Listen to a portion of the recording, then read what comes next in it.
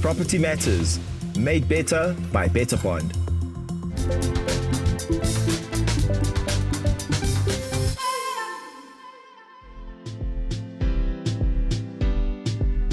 Welcome to Property Matters.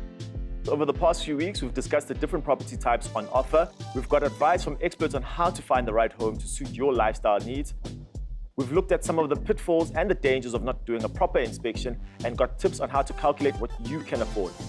But what do you do when you've found the perfect fit and want to put in an offer to purchase? The first thing you should know is that an offer to purchase is a legally binding document. So it's important to know who to speak to when it comes to the legal aspects involved in the process. But don't let that stress you out. Property consultant Gula Punyane is here to take us through the process step by step. Gula, how are you? You good? I'm very well, thanks. And how are you? So let's pretend I'm a first-time home buyer. What are some of the things that I need to look out for in an offer to purchase, and what does it entail? It's a document which the purchaser signs, and it stipulates the amount and the terms and conditions he or she is prepared to buy the property. And it also stipulates the time period in which the seller has to accept. And once the seller has accepted the offer to purchase, it then becomes a valid binding agreement. So who's involved in drafting this legally binding document, and what are some of the costs associated with an offer to purchase? So the parties involved in the offer to purchase is the seller and the buyer. We as the agents, we are there to look after the best interest of both of them. The attorneys and the agent can draft the document, usually at no cost. It all depends on the complicity of the offer to purchase, like your 15 million up properties, your commercials, your developments, Because remember, the agents, they charge the commission, which is payable by the seller. And you can also get the offer to purchase from the local shops, which is not advisable because it does not have enough clause to protect you as a buyer.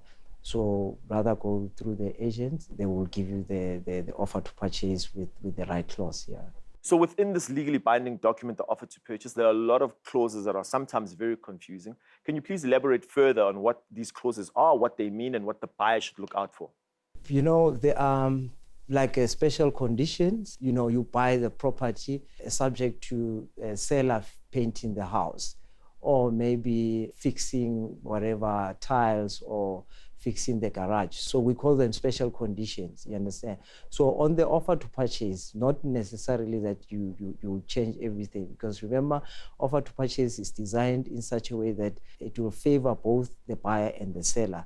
But you as the buyer, you are allowed to say, this is what I want. So in the event that I change my mind after I've signed this offer to purchase, what happens? Do I get into trouble?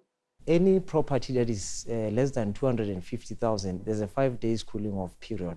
If the buyer thinks on the fourth day doesn't want the property, it's okay.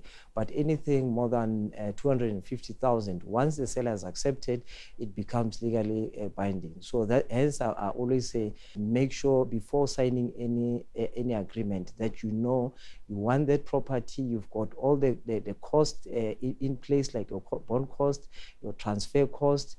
You've done your pre-assessment, because you can end up paying the agents, the attorneys for the wasted cost, and the damages suffered by the seller. So you can only pull out of the deal if all parties agrees. But if the seller has signed and then you want to pull out for your own reasons, maybe you saw another property, then that can actually put you in trouble. Gula, thank you so much for coming through, my brother. I really appreciate it. Thanks for having me, Chamba.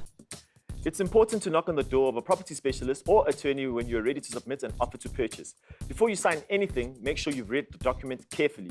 Make sure you understand everything, and if not, don't be afraid to ask an expert. You do not want to be in a situation where you end up suffering from that thing that we call buyer's remorse.